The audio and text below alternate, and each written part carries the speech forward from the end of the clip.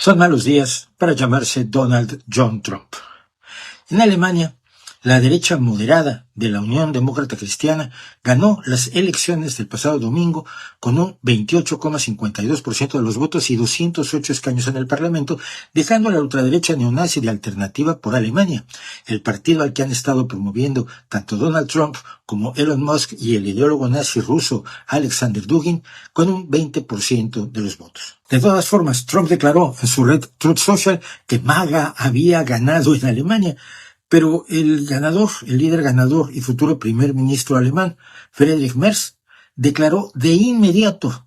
primero, que no gobernaría con Alternativa por Alemania y que Europa debía independizarse de los Estados Unidos, algo en lo que parecen estar de acuerdo la mayoría de los líderes europeos. Nada de eso es MAGA. El 24 de febrero, aniversario de la brutal invasión de Rusia a Ucrania, se presentaron 2 resoluciones a la Asamblea General de las Naciones Unidas. Una de ellas fue presentada por Ucrania con el apoyo y patrocinio de multitud de países europeos y que hablaba de las consecuencias de la invasión para la estabilidad mundial, además de comprometerse a la soberanía, independencia, unidad e integridad territorial de Ucrania en sus fronteras internacionalmente reconocidas, además del enjuiciamiento de los crímenes de guerra.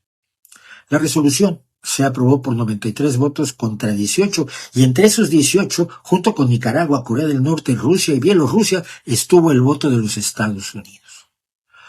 Pero Estados Unidos también había presentado su propia resolución ante la Asamblea de las Naciones Unidas, lamentando la pérdida de vidas y llamando a la paz, pero sin mencionar al agresor ni darle garantías a Ucrania en su futuro.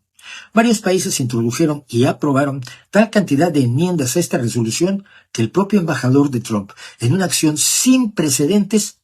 decidió abstenerse de votar en favor de su propia resolución. Poco faltó para que votara en contra. Finalmente, el 24, el presidente francés Emmanuel Macron visitó a Donald Trump en la Casa Blanca y lo puso en espectaculares aprietos, al menos en 2 ocasiones, frente a la prensa. En uno, cuando se le preguntó al francés si Estados Unidos debía recibir reparaciones de la guerra, en alusión al intento de Trump por apoderarse de las riquezas naturales de los ucranianos, Macron explicó que primero había que pagarle reparaciones a Ucrania, país cuyas ciudades han sido destruidas por el invasor, y después, claro, resarcir parte al menos de lo que han pagado Europa y los Estados Unidos, pero aclaró que quien tiene que pagar es Rusia ante el gesto de absoluto enfado de Donald Trump. En otro momento, Trump afirmó que la ayuda europea a Ucrania era en forma de préstamos y que Europa iba a recuperar su dinero, mientras que Estados Unidos no. Con esa insistente narrativa que tiene Trump de que todo el mundo abusa de los Estados Unidos,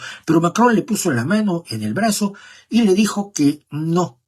que realmente Europa había pagado el 60% en la forma de ayuda. Trump trató de rechazarlo con un gesto de la mano, como indicando que el francés mentía, pero ya había quedado en total ridículo. Un brutal fact-check en directo como pocas veces se ha visto. Cada vez es más claro que Europa va a emprender su propio camino alejada de la dupla Putin-Trump, y esto quedó claro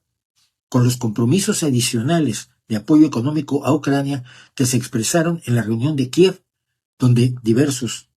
líderes europeos se reunieron para recordar el aniversario de la invasión rusa. Por si todo esto fuera poco, distintas dependencias del gobierno han determinado que las acciones que está emprendiendo Elon Musk no se ajustan a la ley y por lo tanto se han empezado a rehusar a permitirle acceso a sus sistemas informáticos y a sus datos, a medida que se multiplican las denuncias por malos manejos del equipo de Musk, que incluso han puesto en peligro la gestión del arsenal nuclear estadounidense.